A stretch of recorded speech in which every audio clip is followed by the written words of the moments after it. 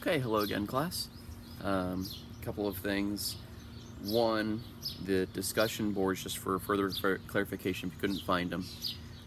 In Blackboard, if you go over to the left where it has course information, course management, the syllabus, so on and so forth. Under course management, there's one that says course tools. And if you click on that, it'll open up some other options. One of those then is discussion boards. And that'll take you to the discussion boards for the course. Click on the course, and then the various topics and threads will be available to you.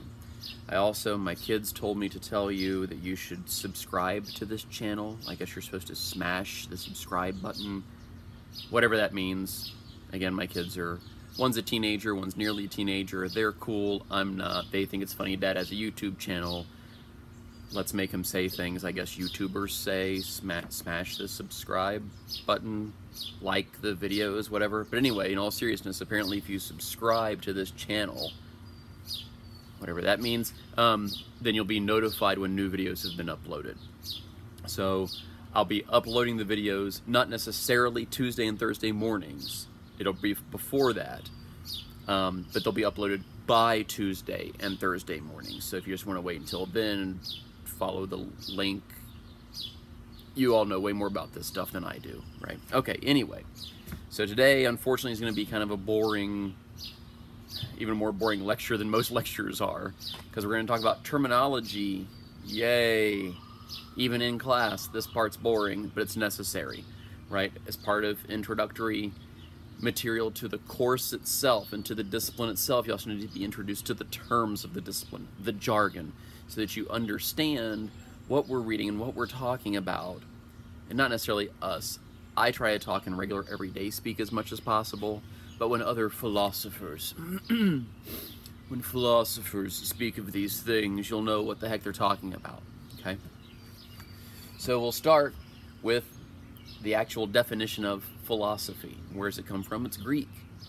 Philo means love. It's one of the 6 or 7 different types of love in Greek culture. Philae. Okay, like Philadelphia, the city of brotherly love. Philae is not necessarily brotherly love, but it is a type of love, more of a revering love, actually. And then Sophia, and here's where it gets interesting. Sophia can be translated either as knowledge or as wisdom. I don't know about you, but those two things mean very different things to me. Frequently in class, students will say, well, knowledge is more like book smarts, wisdom is more like life smarts, right? Knowledge is knowing that a tomato is a fruit, wisdom is knowing not to put it in fruit salad. Something along those lines. Sometimes things like experience come in with things like wisdom. So knowledge is the things that you know, wisdom then is how to apply what you know. And that distinction, there's much more to be said there, but in that distinction between knowledge and wisdom, but how it comes through in philosophy particularly is different strains of philosophy.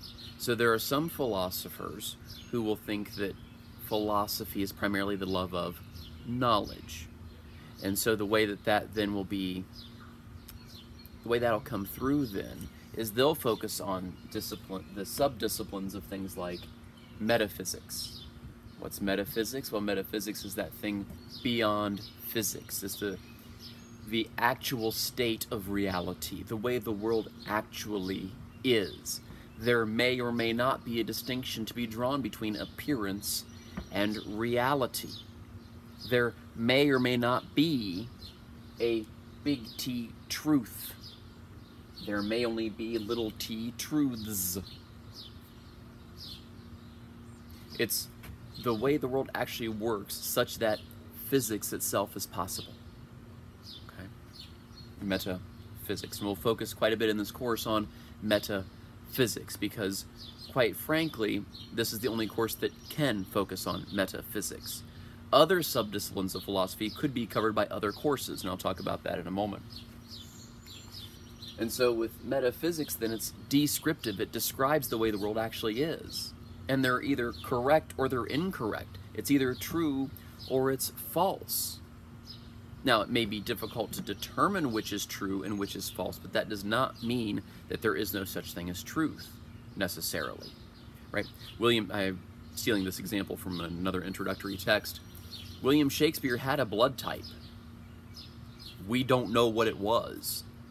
That doesn't then mean that he could have had every blood type. No, no, no. He had a blood type. Now, there's a truth to that situation. Now, with knowledge, the classical definition of knowledge, and we're going to spend a lot of time on this kind of in the second half of the course, is justified true belief. You can't know a falsehood. You can believe a falsehood. You cannot know a falsehood. You can only know something which is true. But its mere truth is not enough to say that you know it either. You also must have evidence, justification, and you have to believe it to be true. And so I think about things like when you learn multiplication tables in elementary school. 2 times 2 is 4. That is true. It's been demonstrated to you many, many times. You have great justification, great evidence for that truth. But it's not until you, that aha moment, that epiphany. Whoa, now I know 2 times 2 is 4. It's true. I was justified in that truth. But now I also have this belief. Now I know it. And we'll dive in, and we're going to spend a couple of weeks, well, about a week to a week and a half on each of these 3 aspects of knowledge later in the course. Okay? When we're talking about knowledge specifically, that's really the subdiscipline of philosophy known as epistemology, the study of knowledge itself. How do we know things? Is it possible to know things? Is knowledge a thing or not a thing? And again, the claims of epistemology are going to be either true or false. They're describing the situation of knowledge. They're describing how we know things. They're describing whether knowledge is possible. Describe, describe, describe. This is like if you have an illness or an injury and you go to the doctor, and the doctor diagnoses what you have. That's the description of the situation. Here's your problem. Now notice that doesn't help you to get any better, right? Because to get better requires some type of prescription. But with regards to metaphysics and epistemology, there is no prescription. If knowledge isn't possible, then it's not possible. You can't prescribe a better way of not knowing. That doesn't make sense. Furthermore, with regards to knowledge, I'm reminded of Stephen Colbert, I believe it was about 2 years ago now, on his show, flipped the script, which is to say that rather than being the interviewer, he was the interviewed. And so his guests weren't guests, they were guest interviewers of Stephen Colbert. One of them, Neil deGrasse Tyson, and apparently Neil deGrasse Tyson and Stephen Colbert are very good friends. If you're not familiar with who Neil deGrasse Tyson is, if you've seen any astrophysics documentary on PBS, you've probably seen Neil deGrasse Tyson.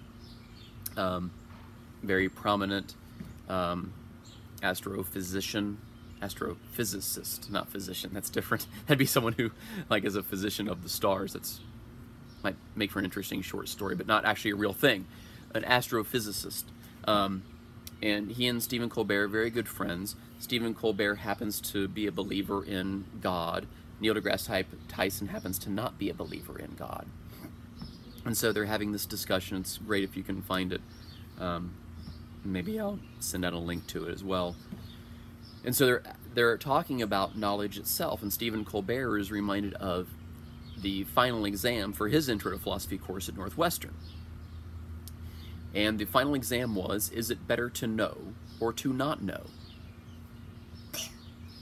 Right, use the text we've discussed in class, so on and so forth. Better to know or to not know. Right? And Neil deGrasse Tyson's point is, well, obviously it's better to know, right?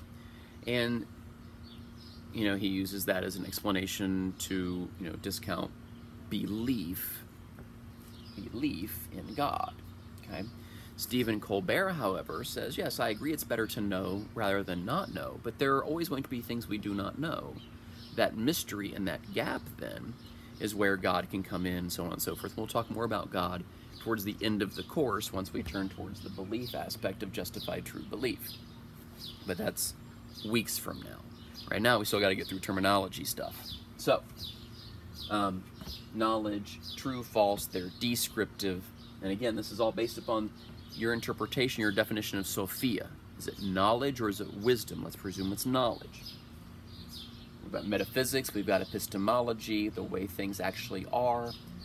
Can we know things? Then also on here then is ontology. And ontology is the study of being, the study of existence, okay? And it can kind of go either way. Let's at least initially place it over here on the knowledge side, though that's going to get complicated. Ontology then typically is split into one of two camps. So the questions themselves of existence are ontological questions, okay? The answers to these ontological questions then typically are either existential or essential. And so you'll hear things like, well, that's such an existential question, meaning it's a question about existence. Technically, that's not an accurate use of the word existential. And even our author, John Cottingham, will sometimes use it that way. Technically, that's not correct. It's an ontological question because it's about existence itself. An existential answer would claim that existence precedes essence, which is to say that you are the most you at that moment right before death. That life itself is a journey of self-creation. That you are kind of a blank slate at the beginning. You are unmolded clay. And then you mold it into this thing, and that thing at the end is who you are. That you create / define yourself throughout your life. So your existence precedes then the essence of who you are. The essence of who you are is there at the end of your existence, at the end of your life. Essentialism then is the opposite position, which is to say that essentially who you are is there at the beginning. Existence then, essence precedes existence. Your existence then, life itself then, is a journey of self-discovery, not self-creation or definition. Self-discovery. So rather than being this lump of clay that you then mold, rather it's more like a block of marble that you chip away at to reveal the sculpture that was always within. That's Michelangelo's terms. Michelangelo's unfinished sculptures are gorgeous, and they do such a great job of exemplifying this. And Michelangelo himself said that that's what he was doing, was he was chipping away the extra marble to get to the figure which was, I believe he says, imprisoned within, right? And so these unfinished sculptures, you can see, since they're unfinished, it's as if the figure is emerging from, right? That's a very different type of sculpture than hand building, right? Hand building is like existentialism, existence before the essence of who you are. The essence of who you are is at the end. Essentialism, the essence of who you are is at the beginning, and you're discovering it and finding it out throughout the course of your life. So the questions are ontological. The answers can be existential or essential. Okay? And primarily those then fall under the category of analytic philosophy. Ontology gets a bit funky again, but metaphysics and epistemology especially are kind of under the umbrella of analytic philosophy. And analytic philosophy emerged primarily in Great Britain, the early 1900s, and at that point in time, choices had to begin to be made. Prior to 1900, so the whole history of Western philosophy, and that's what we're focusing on, is Western philosophy. I apologize if you're interested in Eastern philosophy. That's a whole different set of stuff, which I am interested in. My master's thesis is kind of on an East-West dialogue. So if you're interested in Eastern philosophy, contact me, and we can talk more about that. As we go, I may make passing allusions to Eastern philosophy and how what we're talking about pertains to that, but this is a class introducing you to Western philosophy. Okay? So in the West, at least, We've got, pre-modern times and so on and so forth, ancient philosophy, Plato, Socrates, Aristotle, all those guys, which we'll talk about. And then we get into like the Middle Ages, medieval time period, where the Christian church, and to some extent as well, the Muslim church are kind of king. They're kind of reigning over everything. They're the dominant thinking of the time. And then we get to about 1600, where we see the modern time period emerge, where it's okay to think and think deeply and think critically and think creatively about things that don't have to do with God. And we'll see the beginnings of that with Descartes and so on and so forth. And that modern time period really lasts up until about 1960. And I'll tell more about that story in just a few moments. But around 1900, philosophers couldn't just be people who sit around and think and write anymore. The economy of the world is changing. These folks have to go get jobs now. Like the world of gentlemen is dying. My wife's a big fan of Downton Abbey, so if you're a fan of Downton Abbey, you know what I'm talking about. The early 1900s, the economy was changing, right? These estates were falling into financial ruin, right? So prior to 1900, philosophers, most of them were gentlemen. They didn't have jobs. But now they have to go out and get jobs, which means they can't read and write about everything anymore. You probably know from your own life, the more things that you're trying to balance, the less effectively you can balance all of it. So choices have to begin to be made, right?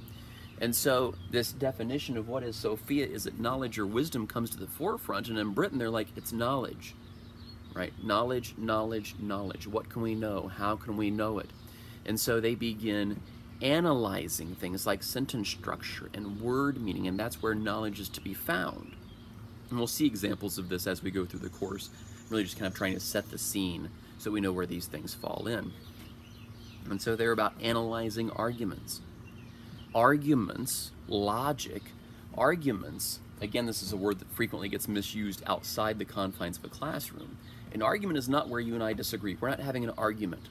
An argument is a list of premises or evidence followed by a conclusion. This is what a prosecuting attorney does in a court of law. They present evidence leading the jury or the judge to the conclusion that the defendant is guilty based upon all of this evidence, right? They call the closing statements frequently the closing argument. It's the summary of every piece of evidence that's been put forth and the conclusion, and therefore the defendant is guilty. Other places, this is also called positive philosophy, right? You're putting forth your views on things, metaphysics, epistemology, what have you. You're putting forth what you take to be true. You're using an argument to do so, list of premises followed by the conclusion, right? This is positive. You're building something here. This is contrasted with negative philosophy, which is what the defense attorney does, merely poking holes in the premises. By calling into question the premises, you call into question the conclusion. The defense attorney is not trying to prove anything. They're merely trying to cast doubt on the prosecution's case. A jury and judge really don't actually decide guilt or innocence.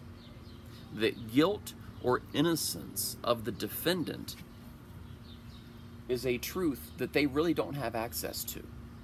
What they're really determining is, did the prosecution do an adequate job, a good enough job presenting their case, such that I believe beyond a reasonable amount of doubt, may not be the same thing as all doubt, a reasonable amount of doubt that the defendant is guilty? Or have they failed? Therefore, I have a more than reasonable amount of doubt, and therefore cannot in good conscience find the defendant guilty. The evidence does not point to the guilt enough. The defendant may still be guilty. I mean, I don't think I'm shattering any secrets here or bursting any bubbles by saying that there are plenty of people who have committed crimes who have not gone to jail for them. And there are plenty of people in jail who have been found guilty of crimes they didn't actually commit. So we have positive philosophy, negative philosophy. Prosecuting attorney, defense attorney. Putting forth an argument or merely criticizing, being critical of, and calling into question an argument. I'm here to tell you that positive philosophy is much, much harder than the negative philosophy. If you've ever had a disagreement, remember, not an argument, a disagreement with a friend, right? It's much easier to poke holes in all the stuff they're saying than to put forth your own strong position without them poking holes in it. Philosophy, generally speaking, is going to kind of be this balance between positive and negative, between being creative and being critical. It's sort of in that nexus of the two. And that comes forth even here with this knowledge, wisdom. Knowledge, remember, we've got metaphysics, epistemology. These things are true or they're false. They're describing the situation. On the other side, the more wisdom-based, here we can have things like prescriptions, because these aren't true false claims. These are what we call value fields. These are things that are better or worse. These are things like art or aesthetics, which is the study of beauty. Aesthetics, right? If you've ever gone to the art museum with a friend, you may have disagreed about a particular work of art. You may have liked it, they may have not liked it. That's personal preference, that's taste, that's opinion. That, quite frankly, philosophy doesn't care about. Philosophy is about truth or truths, and your opinion is neither. We're not going to be talking about facts and opinions in this class. Opinions say nothing except personal preference and taste, right? Truths do something else. When we have the disagreement about whether I like, the fact that I like it and the fact that you don't, there's no discussion there. I cannot convince you that you should like it. This is personal preference. You can't convince me that I shouldn't like it. It's personal preference. Like food, I can't convince you that the meal tastes good. Either it tastes good to you or it doesn't. But what I can convince you of is whether it's a good work of art or not. There's going to be a certain criteria that I'm going to present to you. This is the criteria for a good work of art, and this meets the criteria even if you don't like it. That there's a distinction to be drawn between whether I like it and whether it's good. Two completely different things.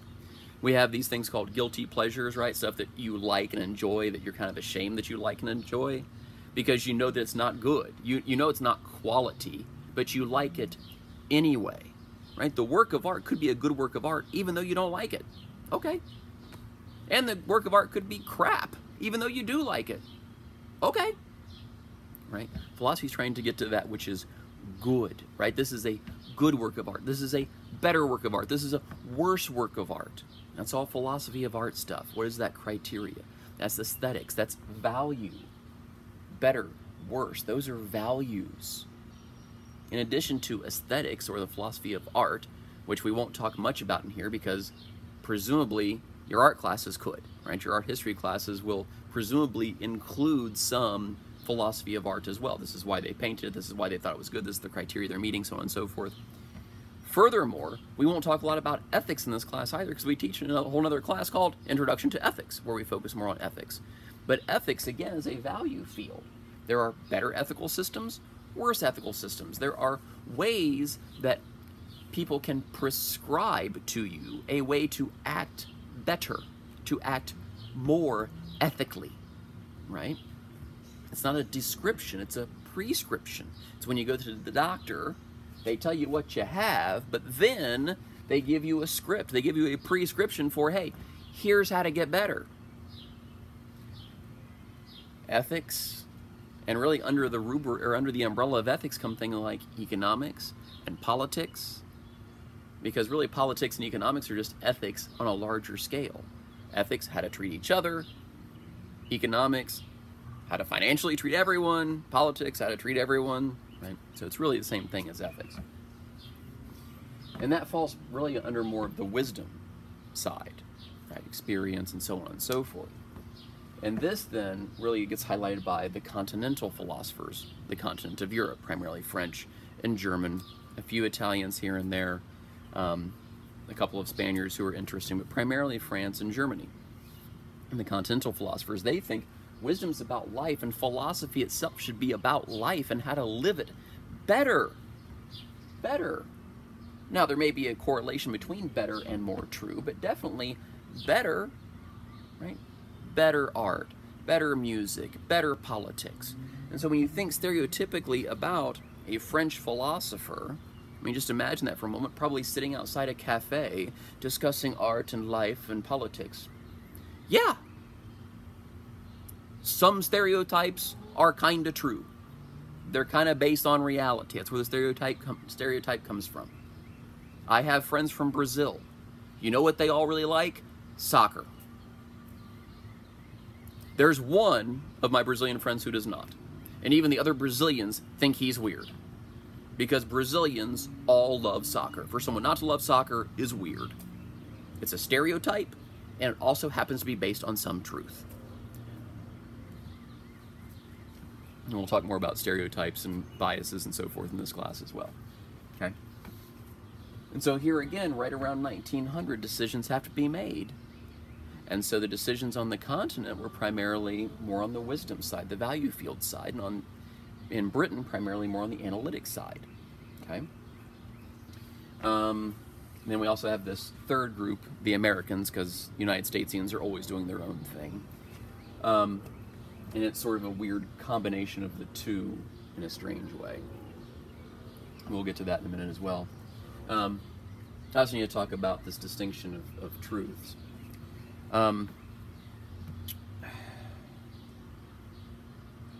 One way of thinking about personal taste, maybe you think of it as a subjective truth, a truth about this particular subject. Again, there's not going to be an argument, a list of premises followed by a conclusion, to back this up. There's just going to be personal preference and personal taste. So I'm going to give you two statements, which to our, I don't even want to say modern, because that's not philosophically accurate, to our 21st century ears, I'll say. These two statements will sound like I'm saying the same thing, but I am not. I really like chocolate ice cream. Statement one. Chocolate ice cream is the best. Statement two. Statement one is all about me and my personal preference. I really like chocolate ice cream. Tells you nothing really about ice cream. Doesn't tell you anything about the objective thing out there of chocolate ice cream. It tells you all about this subjective thing.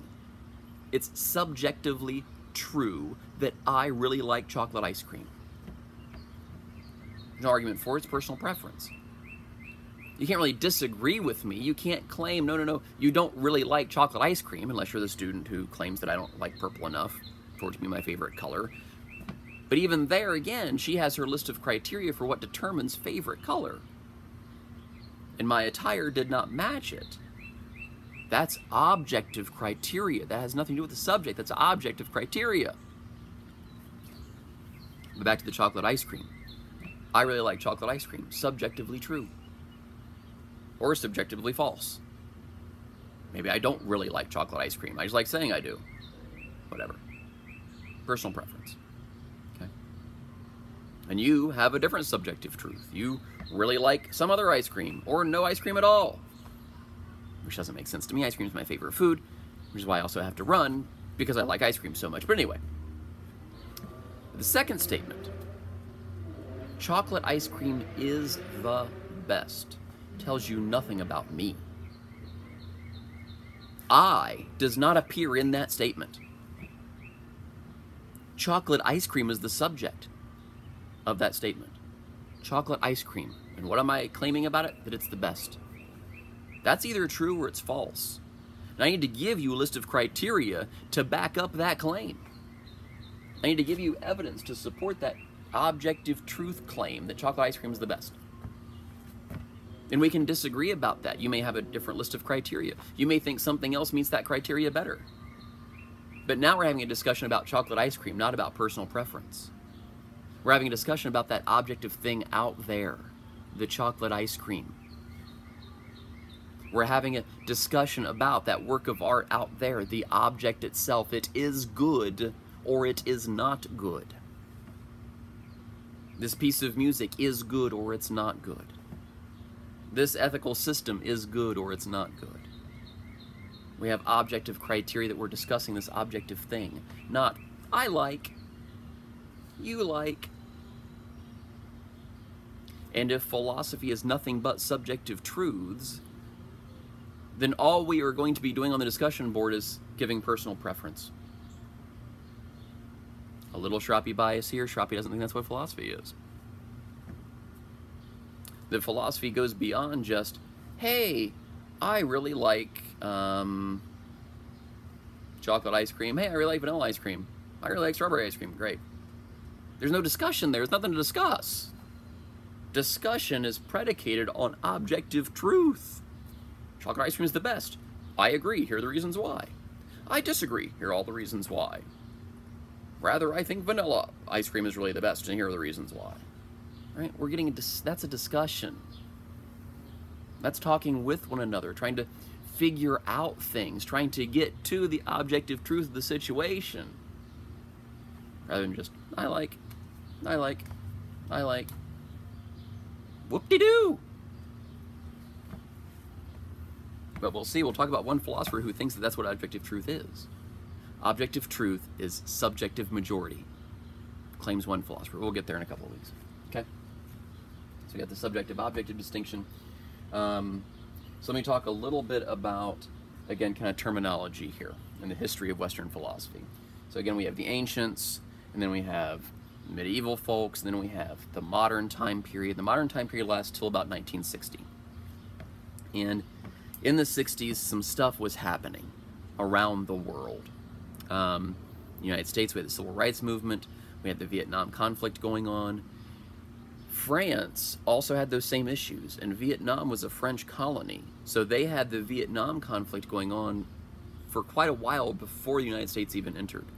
They also had civil rights movements of their own type because the North African colonies, many of the North Africans were now immigrating to France proper.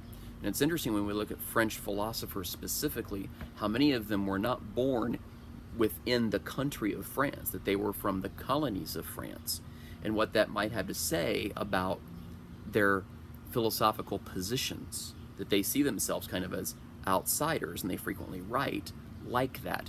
Not to turn philosophy into biography, necessarily, but there may be a connection there. In the very back of your textbook, there are brief paragraph biographies of the philosophers, if you're so interested.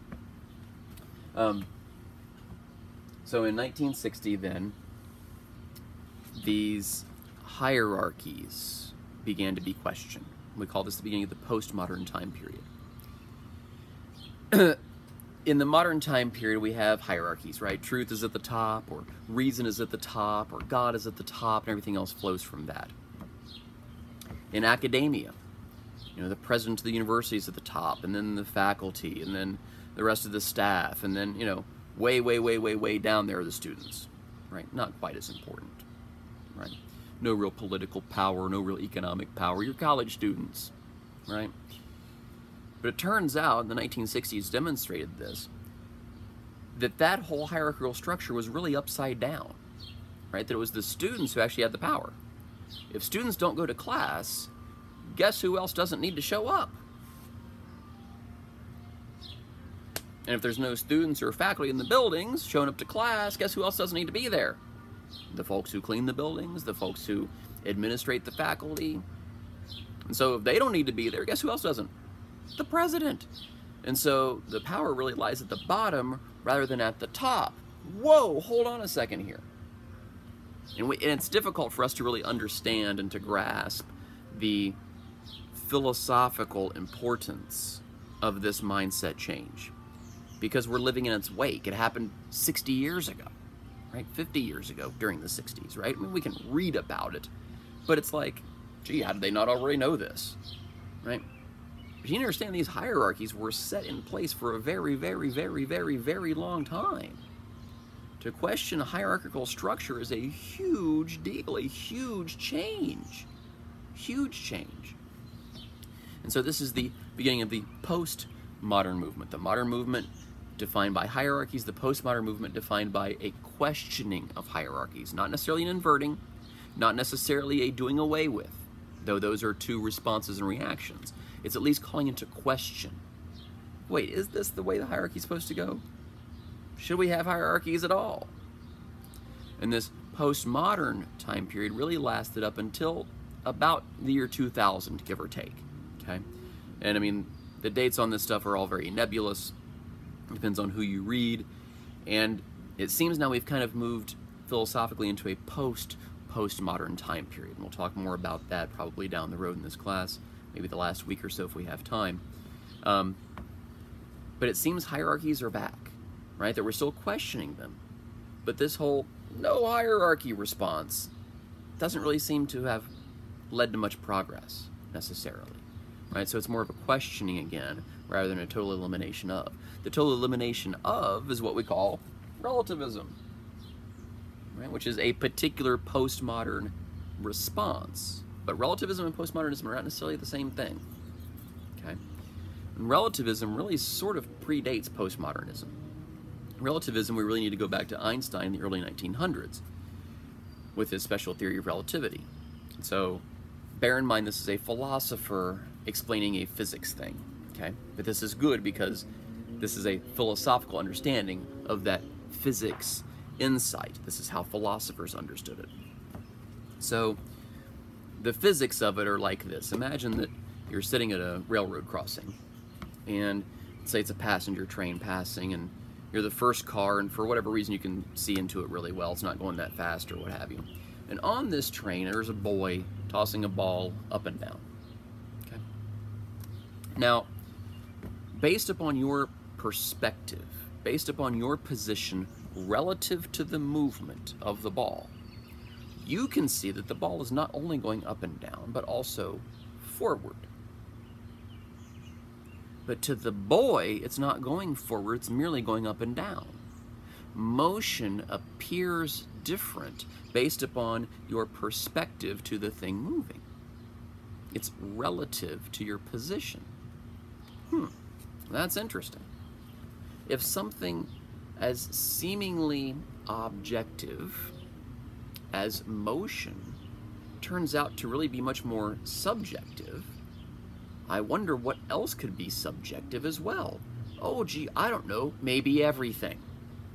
And so you get things like ethical relativism, right? That everyone's ethics are equally valued and valuable and true and false based upon their own perspective. So I have my ethical system, you have your ethical system, and everybody's just fine here. Thank you very much. Now, for more on that story, take my ethics class. That's where we start, and we see the strengths and the weaknesses of that position. And cultural relativism as well. Well, this culture does things this way, this culture does things this way, and how dare we tell them that they are wrong, or for them to tell us that we are wrong. Everyone's ethics are equal. Relativism. I have yet to actually meet a real relativist. And here's how I know. I ask them a math question. The math question changes, but it's always a math question. So I may, and they'll say, oh, I'm a relativist. Oh, really? Okay, that's interesting. So what do you think that 2 plus 7 is? And they say, well, it's not a matter of what I think. 2 plus 7 is 9. Oh, really? Is 9 for everyone? So if I say it's 15, I'm incorrect? But I thought you were a relativist, which is the claim that all truth is relative. So if I choose to believe that 2 plus, what did I say, 7 is whatever, then that's just fine, right? Because my belief is what determines truth. Well, no. Math doesn't work that way. Math is objectively true. Oh, so everything is relative except for math. That doesn't strike you as strange? Or, at an even more fundamental level, philosophy typically, smart alecks are drawn to philosophy, and here's why. Because sometimes this smart aleck response actually is a legitimate critique. For example, The relativist says all truth is relative and subjective. But what about that claim? What about the claim, the objective claim, that all truth is relative?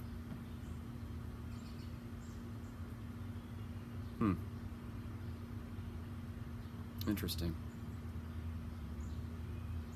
So all truth is relative could be true for you, but not true for me. See, they say, well, that's the one objective truth. In fact, there's no objective truth. Seems strange. Seems strange. And so again, it seems that something like philosophy is more than just me telling you, hey, I like chocolate ice cream, how about you? And we're trying to get to objective truth. And this is why relativism, at least in philosophical circles, is pretty much dead. Which is why we've kind of moved beyond the postmodern into the post-postmodern. We're not very creative with names. Another term to be familiar with, nihilism. The ism of nothing. That there is nothing of value. No truth. No meaning. No purpose. Nothing. Again, it's difficult to find a true nihilist. Thankfully, quite frankly. We will read one philosopher next week who gets very, very close, but even he values something. I think about Rick from Rick and Morty. The first season or so, okay, Rick's a nihilist, great. But then he begins to value something. He begins to value things like relationships with, not Morty, but Morty's sister. Right? He goes to save her because he cares about her, he values her. Right? Nihilism is one of those positions, like relativism, that sound like they should be right. Right? The most intellectually advanced will recognize, oh, well, all truth is merely relative and there's no purpose and meaning anyway. Not sure. I'm not sure about that. Right? I'll have more to say about things like cynicism and nihilism later on, probably when we talk about Schopenhauer next week.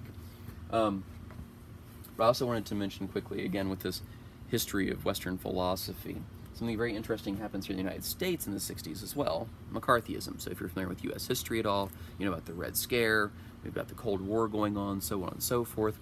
And so what's interesting is, if we focus on continental philosophy, and it's about wisdom, then it also includes things like ethics and economics and politics. Well, hold on a second. If we're talking about economics and politics in the continent of Europe, that's probably also going to include Karl Marx. Well, now, in a college classroom, if I talk about Karl Marx, some students may think what I'm saying is Karl Marx is great and become communist, and then we've got the Red Scare right here in the United States. And so, it's much safer in academia, especially at a public institution which is funded by taxpayer dollars, like Columbus State, Ohio State, somewhere like that. In the 1960s, it's much safer to do analyzing argument stuff, the analytic stuff, epistemology, metaphysics. Likes to talk about philosophy of mathematics and philosophy of science. Now let's focus on knowledge instead of wisdom.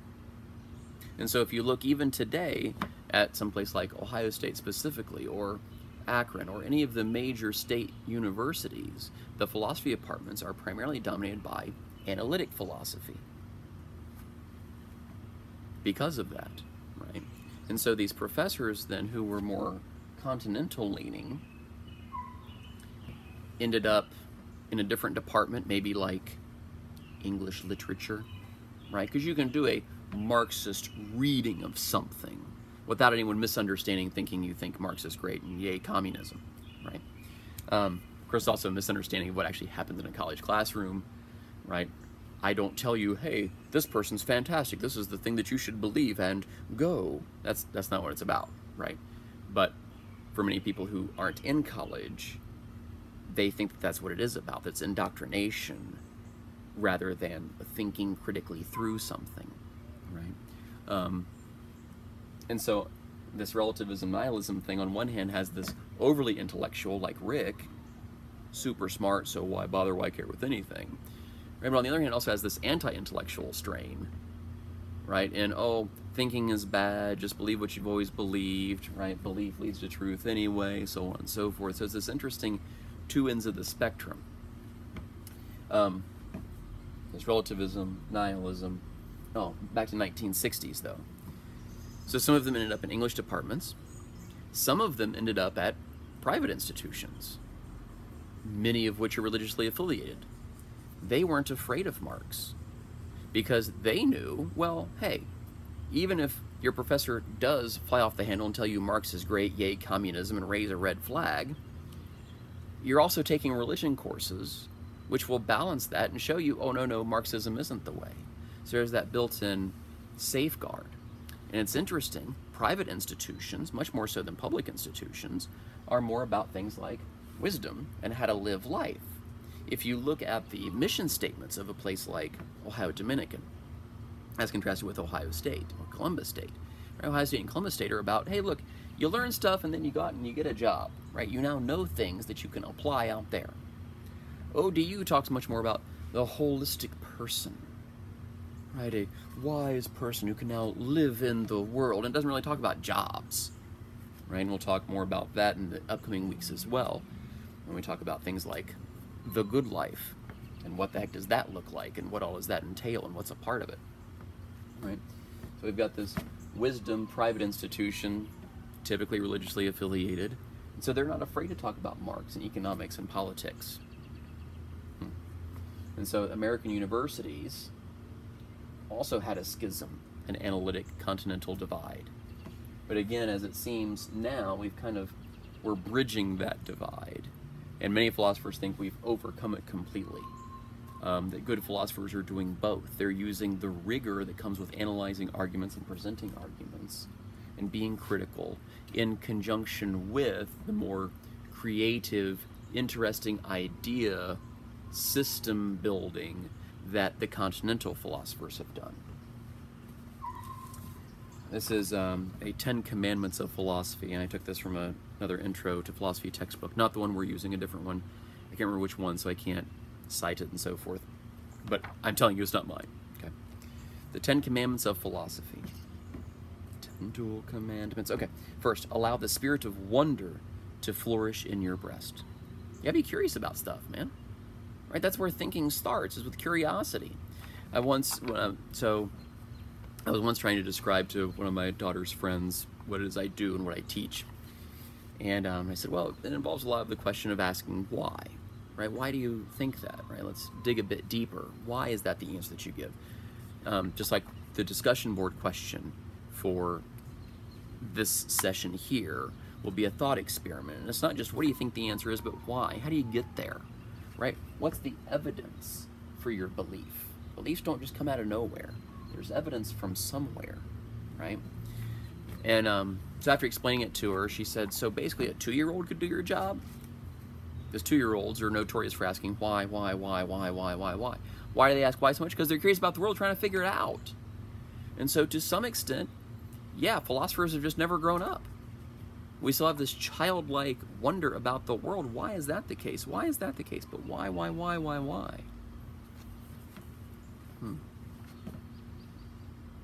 So the spirit of wonder. Whoa, that's really cool. I wonder why that's the case, right? Philosophy begins with a deep wonder about the universe, who we are, where we come from, where we're going. What's this life all about? Speculate and explore different points of view and worldviews do not stifle childlike curiosity. It's okay to be childlike sometimes, right? It's okay to be childlike and have fun. It's also okay to be childlike and, why? Second, this philosopher says, doubt everything unsupported by evidence until the evidence convinces you of its truth. Be a moderate skeptic, right? Have a moderate amount of doubt, not the excessive skeptic. The excessive skeptic's probably going to lead to the nihilism thing, right? Knowledge is not possible. There is no such thing as knowledge, no such thing as truth, so on and so forth. That's probably a bit too far. Be a moderate skeptic. Question things, be critical of things, wonder about things, but not to the point where you drive yourself crazy and believe in nothing whatsoever. Doubt until convinced. until there's enough good evidence. Third, he says, love the truth. Love it. Love. Okay. Fourth, divide and conquer. Divide each problem and theory into its smallest essential components in order to analyze each unit carefully. That's the negative philosophy thing, right? Call into question, right? Look at each premise on its own. Don't jump to the conclusion and be like, that's wrong. No, no, look at each premise. Look at each step along the way. Fifth, then collect and construct, right? So again, it's easy to just destroy. It's easy to just do negative philosophy.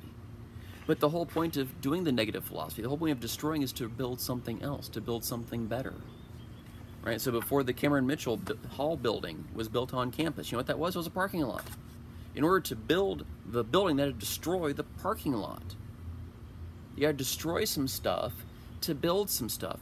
But everyone would have thrown a huge fit, and rightfully so, if they just would have left a parking lot in ruins and not built anything. You destroy not for the sake of destroying, you destroy for the sake of building something else. Deconstruction in order to then reconstruct. You divide and conquer in order to then collect and construct. Sixth, then, conjecture and refute, right? So do the negative philosophy thing to your own positive philosophy, to the thing that you built, right? A good prosecuting attorney knows where the weak spots are because they've already played the role of defense attorney in their mind. So they know what's coming. It makes for a better prosecuting attorney. It makes for a better case. Seventh, then, revise and rebuild. Right? And so we're constantly in this cycle. We'll talk about cycles and so forth in a few weeks as well, and how that pertains to things like knowledge and philosophy. 8, seek simplicity. Now, that's going to sound very humorous once we dig into some of these philosophical works, where it seems that they're saying the same thing over and over again, or they're using way too many words to say something very simplistic. That's not completely inaccurate, but it's not completely accurate either. Seek simplicity. I like the way he describes this. Prefer the simpler explanation to the more complex, all things being equal. Of course, all things are not always equal. Sometimes the truth is complex, but where two explanations are of relatively equal merit, prefer the simpler. One of the philosophers we'll talk about down the road, an American philosopher, actually United Statesian, America's is North America, Central America, South America, United Statesian William James, says that, look, if you and I's theories don't differ in practical application, then our theories don't really differ. And so the American philosophy, also known as pragmatism, and again, one of these words that you hear a bunch, how pragmatic is it, how useful is it? We're going to talk about functionality, right? Truth as a function, truth as usefulness, right? Practical applications of the American experience. They're also going to prioritize experience. 9, though, live the truth, right? So once you've found it, then go live the thing out. And 10, live the good. Non-dogmatically, this is how he sums it up, pursuing truth and wisdom. Truth and wisdom. So again, they're different, but when brought together give you something like philosophy. Hearkening to the voice of wisdom, aim at letting the fruits of philosophy transform your life. Okay, that may be a bit much. Maybe a bit overstating it, but perhaps philosophy itself is about a theory of life and how to live it. In which case, maybe it should transform your life. This is what Socrates meant when he said the unexamined life is not worth living. Part of what it means to be us is to think critically, to be examining, and if we're not, then maybe we're not actually fulfilling our humanity and our personhood. Interesting. I'm going to stop this video here and pick up in part 2 of terminology, background, so on and so forth.